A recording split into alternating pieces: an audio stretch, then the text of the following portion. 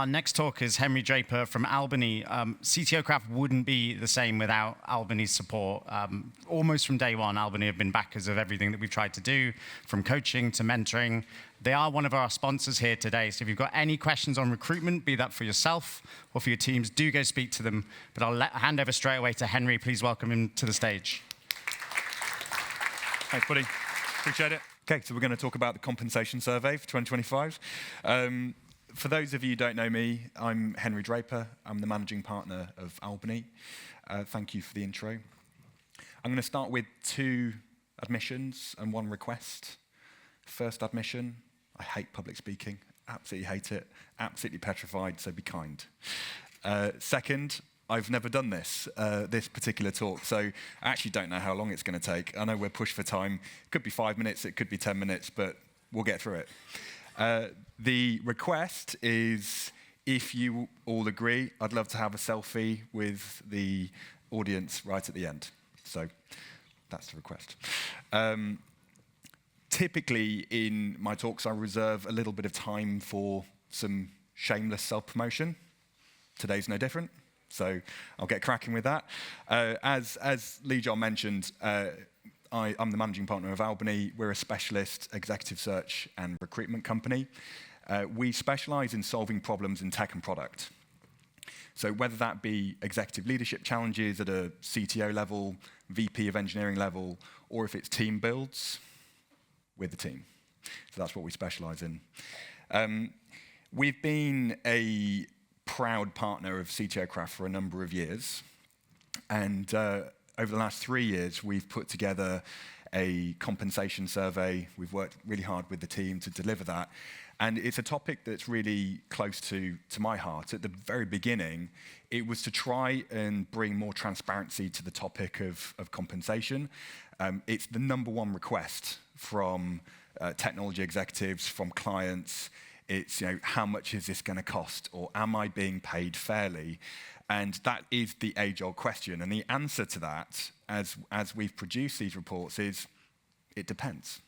It depends on so many things. It depends on the stage of the business, scale of the organization, geography, the context of the industry, and also the funding type. So this compensation survey has really evolved, and I hope it continues to evolve, to be more of a toolkit.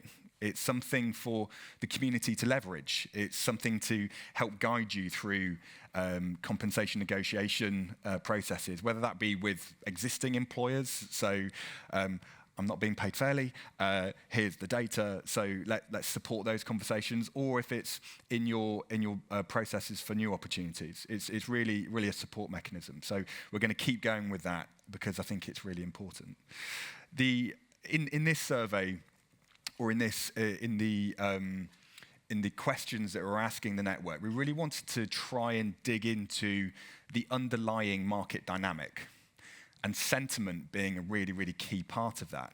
What is going on in the market? And it threw up some really interesting insights, one of which we're going to talk about today, which is, oh God, I've gone forward again, 41% of technology leaders that filled out the survey were looking to leave, which is quite a big number.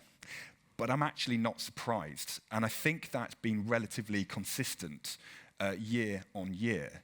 So it was something that we wanted to break out and just dig into a little bit more. Please bear with me. The number 1 reason why was lack of faith in the leadership and the strategy.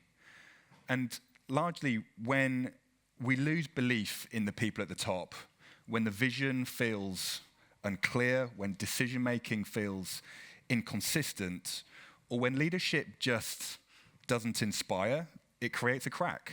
And over time, those cracks widen and they become reasons to leave. I've been doing this job a long time, 15 years, I think, hiring CTOs. And I've spoken to countless, hundreds, probably thousands of CTOs that have walked away from seemingly brilliant businesses. And it's not because the mission was flawed. It's not because of the technology. It's not because of compensation. It's just that they lost belief in the people that were leading those organizations. And this will all resonate with you.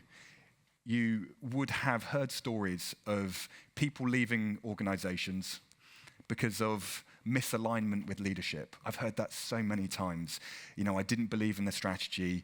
Me and the CEO just didn't see eye to eye on a few things. And that is one of the key drivers, as we've seen. The second biggest driver was culture, unsurprisingly. My team were absolutely sick of hearing me say it, but culture eats compensation for breakfast. It really does, every single time. Compensation is always way down on the list of priorities. When I'm asking CTOs, what do you want in your next role? I want to buy into the mission. I want to do something that I really enjoy, and I want to work for a team that is supportive, that has high trust. It's all of these different things. So culture is the daily experience in an organization. And in tech teams, it's largely affected by whether the CTO feels supported, whether they feel empowered or respected. Because here's the thing, if the CTO doesn't buy into the culture, the teams aren't going to either. And when culture erodes, performance will soon follow. It's absolutely assured. So company performance itself was the third top driver for attrition. And you'll all recognize this. When the future looks shaky in an organization, you start to plan yours. And I think that's quite a natural thing to do. But let's flip to something slightly more positive.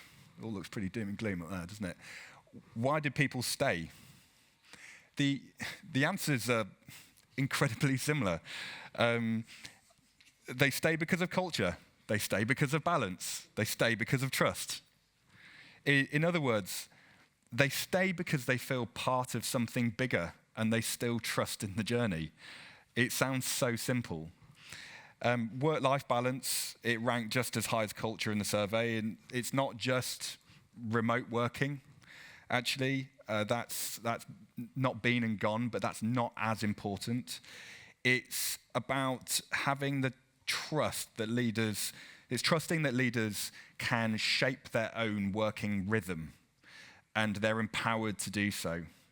We've all got lives outside of work. We all operate in slightly different ways. So having that trust, having that flexibility is absolutely key. And yes, compensation matters, but only when those deeper needs are met. So this really tells us something quite powerful. Retention is not about throwing money at the problem. It's about leadership. It's about trust. It's about empowering tech leaders with ownership over outcomes and not just systems. When you create a culture where transparency and accountability, they're not just buzzwords, they are lived experiences, then you start to build a culture that really works. So the real question isn't why are 41% of leaders thinking of leaving? The real question is, what can we do to make them stay? What reasons can we give to make them stay?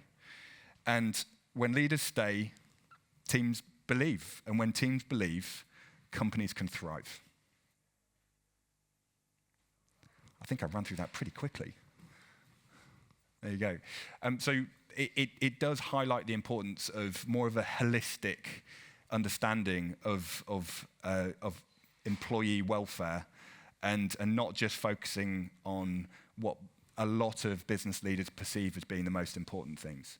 And I've had the pleasure of working with teams over the years that have a culture that really resonates with me.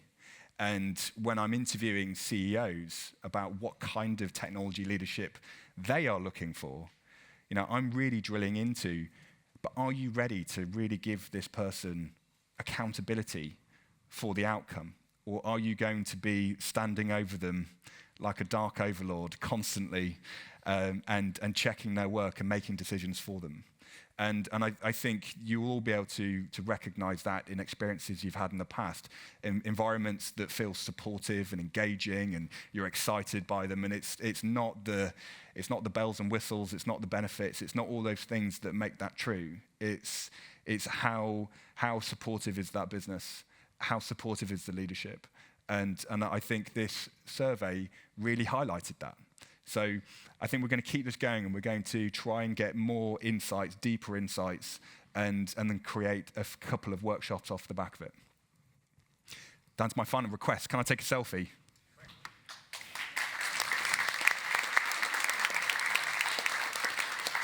Ready? Perfect. Well done, buddy. Thank you. Thank you.